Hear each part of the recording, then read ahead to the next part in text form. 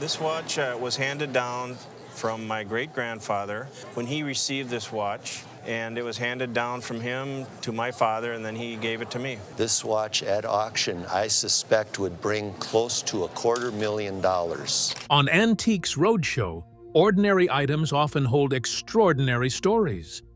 From dusty paintings to forgotten watches, each piece may hide surprising value. Discover how family heirlooms and everyday objects reveal remarkable histories and fortunes. Join us on a journey where hidden treasures emerge, and the past comes alive through unexpected finds and expert insights. Rhinoceros Horn Teacup. In July 2011, a collector from the Tulsa, Oklahoma area brought 5 small cups to Antiques Roadshow, unaware of their origins or worth. Crafted from authentic rhinoceros horn and designed as traditional libation vessels, these cups seemed like simple curiosities until appraiser Lark Mason took a closer look. Their translucent, honey-hued surfaces, intricately carved with swirling dragons and floral designs, immediately indicated a high standard of craftsmanship characteristic of Chinese artifacts from the late 17th or early 18th century. As Mason turned each cup under the lights, she observed that the material, horn, not stone, had been skillfully hollowed and polished to create a nearly luminous shine, a signature of items once reserved for imperial or noble use. Rhinoceros horn cups reached their zenith in popularity during China's late Ming and early Qing dynasties, where they symbolized status and were used in ritual libations or displayed among the elite. The horn's scarcity, harvested from Indian and Southeast Asian rhinoceroses, and its alleged medicinal benefits elevated these items beyond mere drinking vessels. Artisans valued the horn for its durability and ease of manipulation, allowing them to carve intricate details like swirling clouds, mythical creatures, or even tiny landscapes that often decorated the surfaces. By the 18th century, such cups would likely have been commissioned by affluent patrons and possibly even members of the imperial court. When Mason disclosed her estimate, ranging from $1 million to $1.5 million, it broke Antiques Roadshow's previous appraisal record, establishing it as the most valuable discovery in the U.S. cherries to date. The owner, who had acquired the set in the 70s for a mere $2,000, was visibly taken aback. For years, he had displayed them casually, oblivious to the fact that their value surpassed the median home price in numerous American cities. Viewers and live attendees erupted in applause, acknowledging that the cups, once modest trophies gathered as art pieces, held layers of history that stretched back centuries. After the broadcast, the cups attracted significant interest from museums and elite collectors focused on Asian art. Although specific auction details remain confidential, secondary market sales of individual 17th-century rhinoceros horn cups during the same time frame fetched between $300,000 and $450,000 each, indicating that a complete set of 5 could potentially reach the $1 million-plus mark. However, ethical issues surrounding wildlife conservation have since cast a pall over the trade and exhibition of rhinoceros horn artifacts. Contemporary collectors must navigate intricate regulations under CITES, the Convention on International Trade in Endangered Species, and national wildlife protection laws, making origin documentation essential for legal ownership and sale. A mere look at an object can reveal years of hidden history, altering our perception of both the present and the past. Patek Philippe Pocket Watch. When the unremarkable cardboard box made its way to the Antiques Roadshow taping in St. Paul, Minnesota, back in 2004, its owner had little expectation regarding its contents. Inside lay a 1914 gold Patek Philippe pocket watch, previously regarded as a modest family heirloom with past valuations around $6,000. As appraiser, Stuart Moore carefully lifted the watch from its red leather case, he instantly recognized something extraordinary in its heft and craftsmanship. Upon opening the back, Moore unveiled a caliber 17 movement, an elaborate arrangement of gears and springs indicative of a high-quality timepiece. A closer inspection revealed several complications: a minute repeater, a split-seconds chronograph, and a perpetual calendar, all elegantly encased in a 14-karat rose gold case inscribed with the original retailer's name.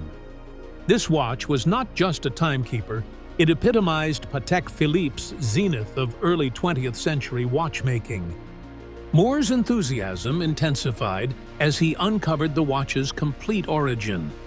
The original box, warranty certificate, and additional movement parts were all present, uncommon accessories for a pocket watch from that period. These documents verified that the watch had been sold in 1914 to a distinguished Minnesota businessman, passed down through generations until it reached the current owner. As Moore elaborated on the timepiece's features, he detailed how the minute repeater function necessitated a sophisticated series of hammers and gongs to audibly signal hours and quarters, while the split-seconds chronograph enabled the timing of two events at once, a level of mechanical intricacy rarely found in standard watches.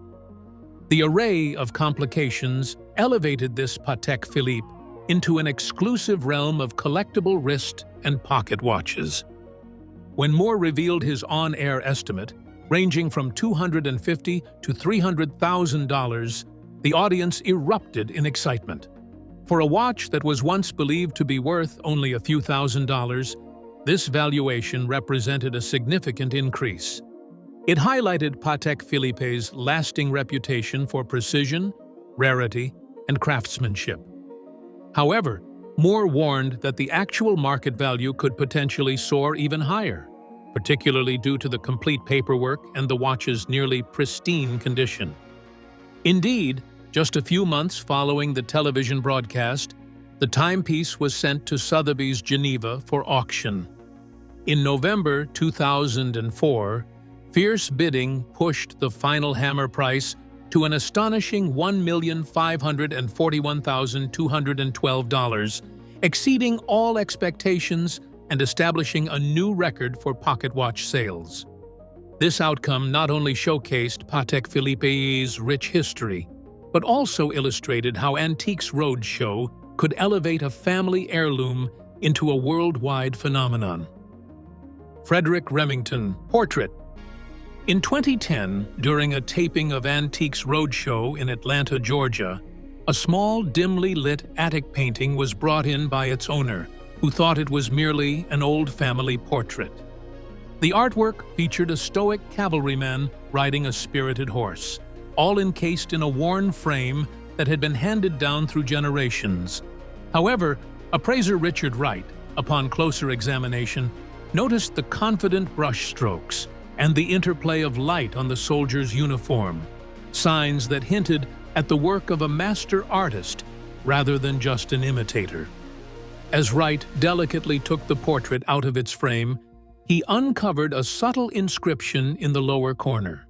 F. Remington, 96. Frederick Remington, famous for his vibrant portrayals of the American West, was known for his ability to capture the raw essence of frontier life. This specific canvas, dated 1896, was part of a series of illustrations Remington had created for Harper's Weekly before he shifted to full-scale oil painting. Upon confirming the signature, Wright elaborated on the rarity of finding Remington's pre-Spanish-American war portraits in private collections. Early works from the 1890s were typically commissioned for newspapers and magazines, with many remaining in archives or with publishers. Brought to Atlanta by a local family who had long believed the piece to be a reproduction, the portrait now carried the weight of genuine origin. Wright's on-camera valuation, up to $800,000, highlighted not only the painting's artistic value, but also its historical significance as a testament to Remington's evolving style and the era he captured. After the broadcast, News spread rapidly among collectors and institutions.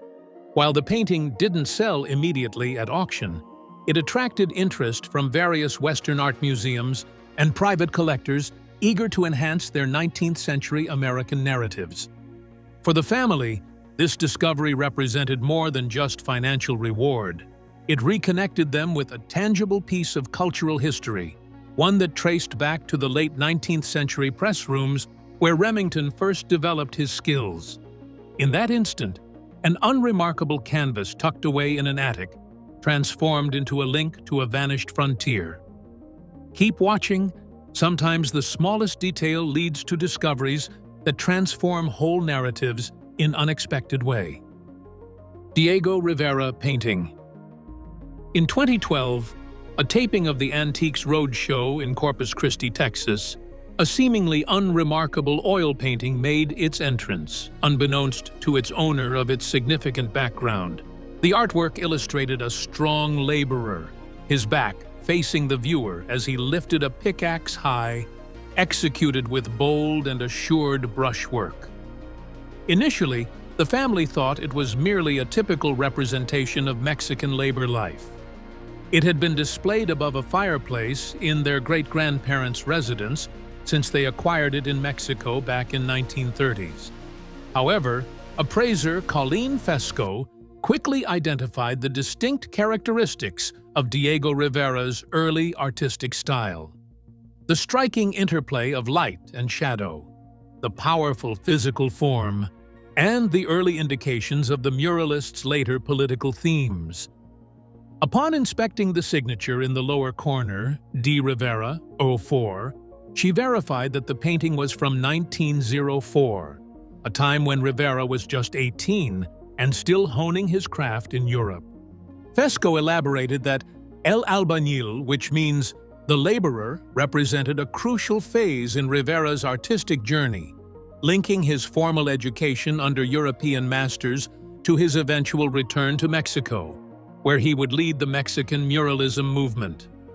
Only a few of Rivera's early oil paintings from this era still exist, as many have remained in private hands or were misidentified over the years. The owner's great-grandparents had bought the piece directly from a gallery in Mexico City for a modest price, completely unaware that it was a genuine Rivera.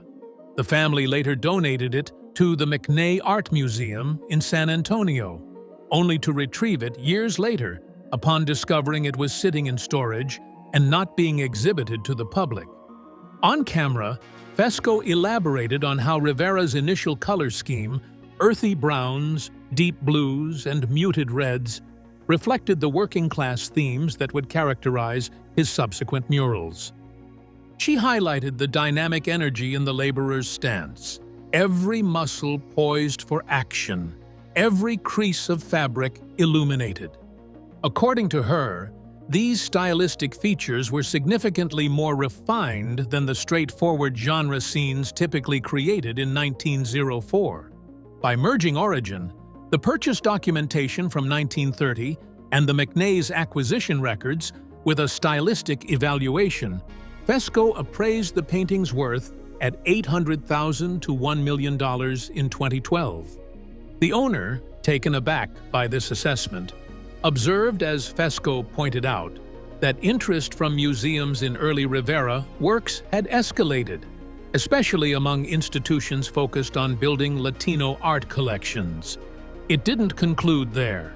In July 2018, Antiques Roadshow featured a special episode titled Celebrating Latino Heritage, where Fesco revisited El Albañil and revised her estimate to $1.2 to $2.2 million. Robert Henry painting. A nondescript still life was discovered in a family attic during a 2016 taping of Antiques Roadshow in Dallas, Texas. The owner believed it to be a simple, unsigned canvas inherited from their great-grandmother, measuring only 12 by 14 inches.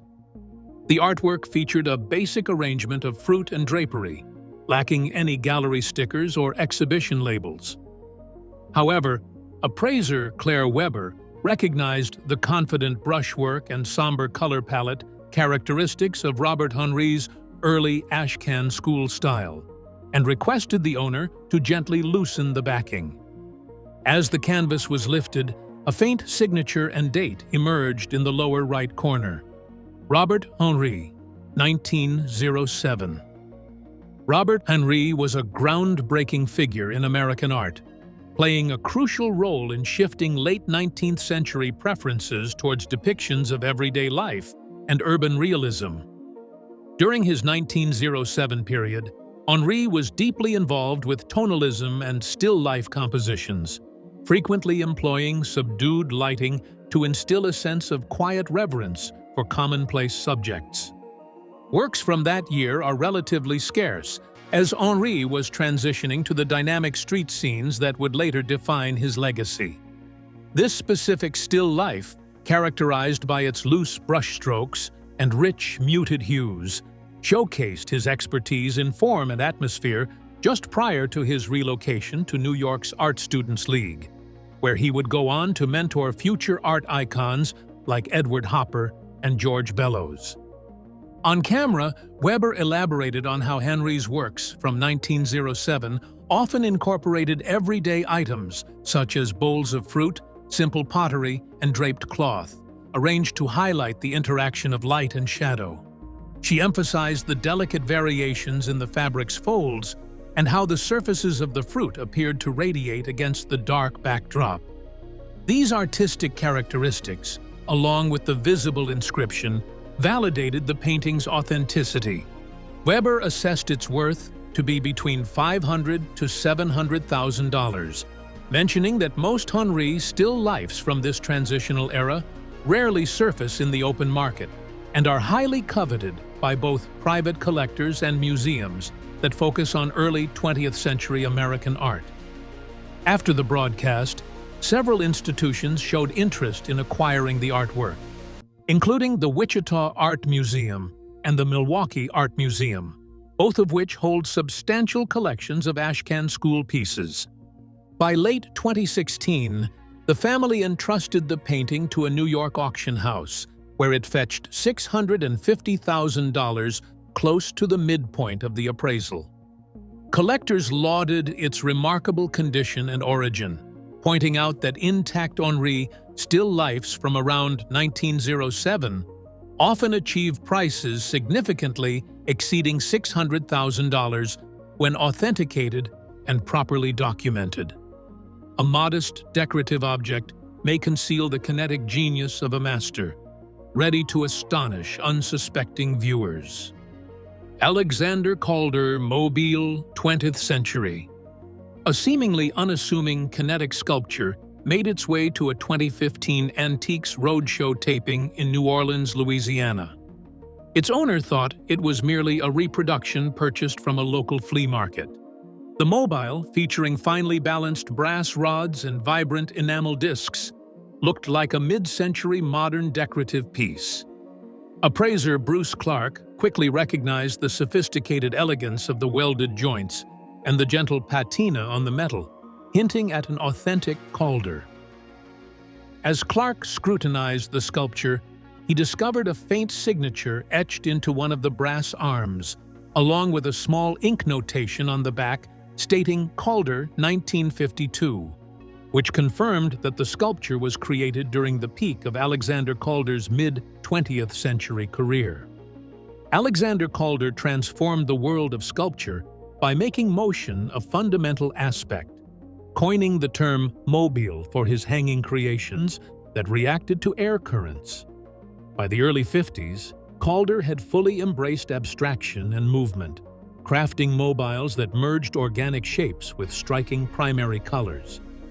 The New Orleans find exemplified his mature style: lightweight aluminum discs painted in red, blue, and yellow, suspended in a meticulously arranged balance that allowed each component to rotate independently. These artworks were not just visually stunning, they were also intricate machines in equilibrium, showcasing Calder's profound grasp of physics and form. On camera, Clark elaborated on the rarity of Calder's signed mobiles from the early 50s in the secondary market, especially when they are found intact and unaltered. He pointed out subtle differences in the thickness of the enamel and the original factory-applied black lacquer on the connecting wires, details that corresponded with known examples from Calder's studio archives. Clark explained that while unsigned or undated pieces might fetch modest five-figure amounts, a documented Calder mobile from 1952, in good condition, could command auction prices soaring up to $2 million. Referencing recent sales of similar items, Clark conservatively valued the New Orleans mobile between $1.5 million and $2 million. The owner, who had initially anticipated a few $1,000s, stood in stunned silence as his mobile was unveiled as a masterpiece of 20th century art. Following the broadcast, interest from galleries and auction houses surged. Several institutions, including the Los Angeles County Museum of Art and the Walker Art Center, expressed interest in potential acquisition, acknowledging the mobile's importance in the development of American sculpture. In late 2015, the mobile was consigned to Sotheby's, New York, where it drew competitive bids from collectors across Europe and Asia. Ultimately, it sold for $1,965,000, just below the high estimate, but establishing a new record for Calder mobiles sold that year. For the original owner, the sale not only validated his late mother's casual purchase, but also underscored how Calder's work, once viewed as avant-garde, had become firmly entrenched in the art history canon. Gold-plated Leica Luxus 2 camera. In 2012, a collector from London discovered a worn leather case in his late grandfather's study and took it to Antiques Roadshow, believing it contained a typical vintage camera. To his surprise, inside was a gold-plated Leica Luxus 2, one of fewer than 10 ever made in 1932, originally created as a presentation item for European royalty. Appraiser Joanna Hardy recognized its exceptional rarity, noting the unique gilt finish and the engraved serial number that corresponded with Leica's 1932 Luxus 2 production run. The Luxus 2 model represented Leica's premier rangefinder variant, boasting an enhanced viewfinder, calibrated frame lines for various focal lengths, and superior craftsmanship compared to the standard Leica 2. In 1932, Leica produced a limited number of Luxus 2 cameras featuring gold-plated bodies, luxurious leather coverings, and custom engravings, designed as gifts for heads of state and affluent patrons. Unfortunately, over the years, many of these presentation pieces were either taken apart for parts or lost, rendering a fully intact example exceedingly rare. During the broadcast, Hardy highlighted the camera's exceptional condition.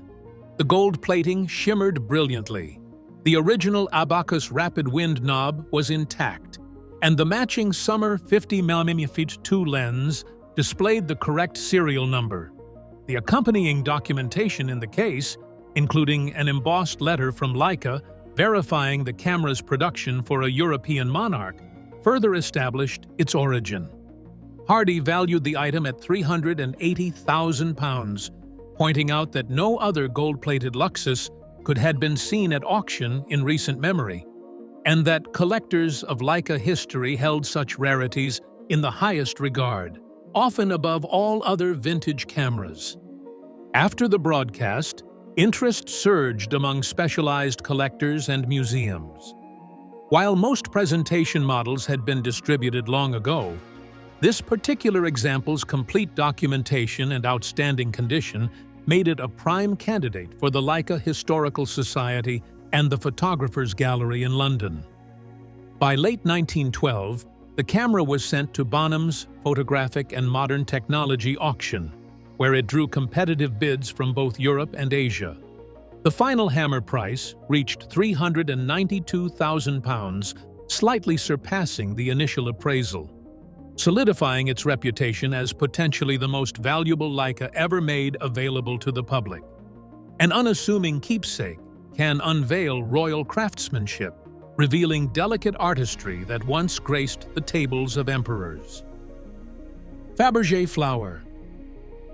In 2017, the Antiques Roadshow team gathered to celebrate its 40th anniversary, where two siblings from a former British Army family presented what they thought was merely a decorative item, a fragile flower encased in glass.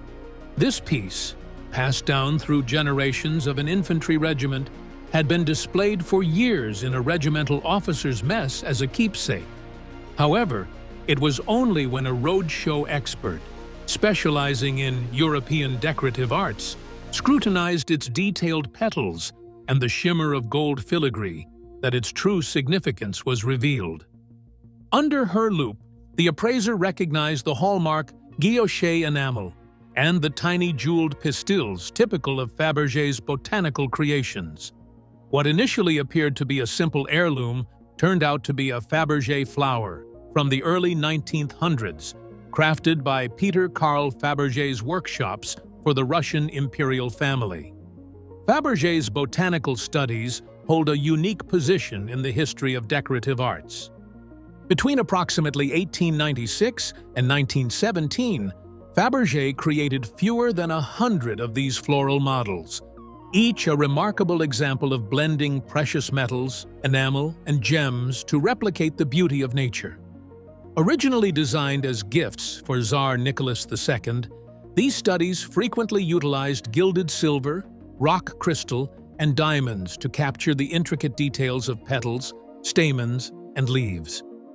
Rather than being part of a larger set of tableware, they were meant to stand alone as art pieces, celebrating both horticultural excellence and imperial grandeur.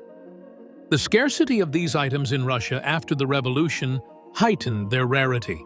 Many found their way into private collections across Europe, but documentation was limited, and pieces only emerged when families recognized their worth. Boston Red Stocking Archive. In January 2015, a collector from New York City presented a collection of yellowed scorecards, team photographs, and handwritten letters to Antiques Roadshow. This collection represented an archive from the Boston Red Stockings, the National Association team that eventually transformed into the modern-day Atlanta Braves. Included in the assortment were undated team photographs showcasing legends such as Al Spalding, early scorecards trimmed to fit an album, and a wealth of handwritten notes from players addressed to the owner's great-great-grandmother, who operated a boarding house frequented by the team. In Dunbar's hands, these delicate artifacts served as a testament to the early days of baseball and the pivotal role of the Red Stockings in the evolution of professional play, rendering the collection highly significant to both sports historians and collectors alike. Dunbar elaborated on the Boston Red Stockings archive's exceptional value, highlighting its completeness and direct connections to the team's early years. The Red Stockings were founding members of the National Association in 1871, heralding the beginning of organized professional baseball.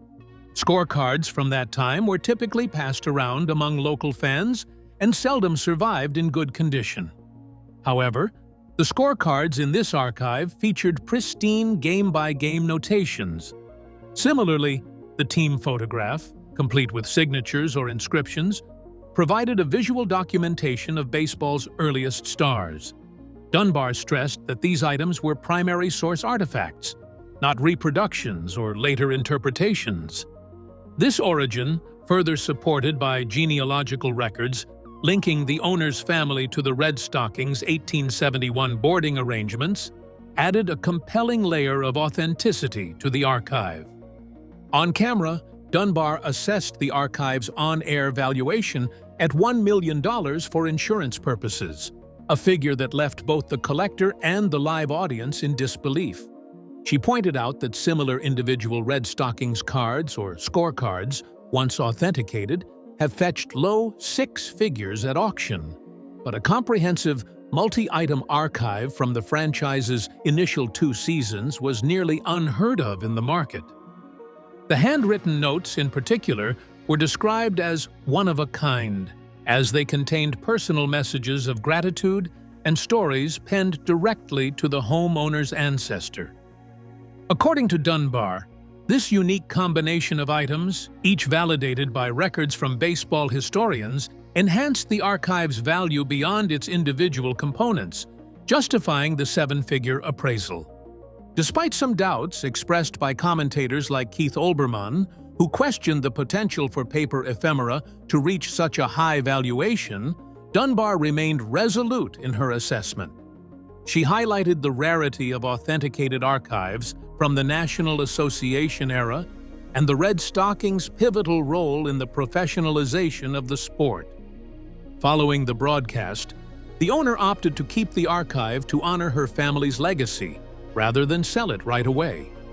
Although no public auction took place afterward, private collectors and institutions, including the National Baseball Hall of Fame, showed interest in examining the items under controlled circumstances. This episode highlighted how Antiques Roadshow can transform small paper artifacts into priceless elements of cultural and sporting history. Barbara Hepworth sculpture. A school librarian from St. Ives, Cornwall, brought a small bronze paperweight to the 2012 Antiques Roadshow taping in Falmouth, and its origins were completely unsuspected. This unremarkable item had been resting for years on the head teacher's desk at St. Ives School, quietly overseeing the paperwork. Roadshow expert Lucy Payne took a closer look at the piece and recognized its minimalist yet organic design as the unmistakable creation of Barbara Hepworth, one of the foremost British sculptors of the 20th century. Payne pointed out the smooth, polished bronze and the gentle, undulating curves, which are characteristic of Hepworth's post-war abstractions, and confirmed the authenticity of the paperweight. Payne elaborated that Hepworth produced small bronzes and maquettes in addition to her larger public commissions, frequently gifting or selling them to friends and local patrons in St. Ives. This specific form, a simplified, biomorphic shape with soft hollows, reflected Hepworth's explorations in negative space and her conviction regarding the tactile nature of sculpture. Initially, Payne estimated the paperweight's worth to be between £60,000 and £80,000, a valuation that left both the librarian and the live audience in shock. The revelation quickly garnered headlines throughout Cornwall, showcasing how an apparently insignificant office item could hide a rich artistic legacy. After the broadcast, the school made the decision to donate the Hepworth bronze to the Cornwall Arts Collection at the Royal Cornwall Museum, ensuring its preservation and availability for public viewing. In the years that followed, a resurgence of interest in Hepworth's smaller creations, along with a wider re-evaluation of mid-century British sculpture, prompted a significant reassessment of the piece's value. By 2024, the so-called paperweight was appraised at around £750,000, a figure that reflects its rarity. Hepworth's desk-sized bronzes rarely appear on the market, and its origin having been verified on national television. In addition to its financial increase, this revelation highlights Barbara Hepworth's lasting impact on modern art.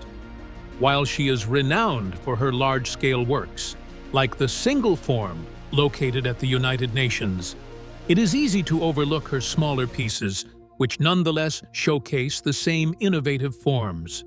Kaong Jade Bowl. In June 2009, Jinx Taylor and her family made their way to the Antiques Roadshow taping in Raleigh, North Carolina, bringing along a weathered wooden box.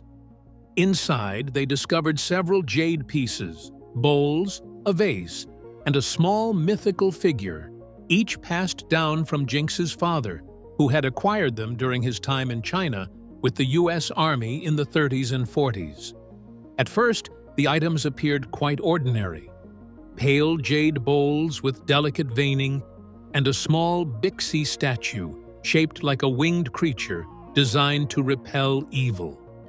However, when appraiser James Callahan held one bowl up to the light, its translucent radiance and smooth, even texture unveiled a level of artistry that hinted at imperial origins.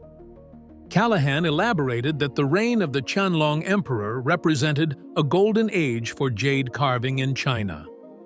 Imperial workshops located in Beijing and Suzhou employed skilled artisans who transformed nephrite, often sourced from distant areas like Khotan, into stunningly refined objects. He pointed out that these bowls exhibited characteristics of authentic Qianlong period craftsmanship. Uniformly thin walls, a perfectly polished interior, and subtle tool marks that indicated meticulous hand carving rather than machine production. Notably, one bowl featured an inscription on its base declaring it by imperial order, confirming that it had once graced a table within the Forbidden City. As Callahan's voice resonated through the quiet audience, he presented the appraisal that would etch itself into roadshow history. A total valuation ranging from $710,000 to $1,007,000 for the Jade collection. This groundbreaking revelation, the first estimate exceeding $1 million in the U.S. series, elicited gasps and applause from the attendees. For Jinx, who had always thought of these jade artifacts as mementos from her father's journeys, the appraisal transformed years of family stories into a concrete fortune. A few months later, in October 2009, 4 of the jade items, including the Imperial Order Bowl, were sent to auction. Despite the enthusiasm sparked by the televised appraisal, they garnered a total of $494,615, which was less than half of the highest estimate. Although the economic challenges of 2009 dampened bidding activity, experts observed that institutional buyers, especially from Asian museums, expressed significant interest, but remained cautious due to the ongoing impacts of the global financial crisis. Additional pieces from Jinx's larger jade collection subsequently sold for $350,523, culminating in a total realized value of approximately $845,138. If you enjoyed this video, click the like button and subscribe. Turn on notifications to get updates on your screen.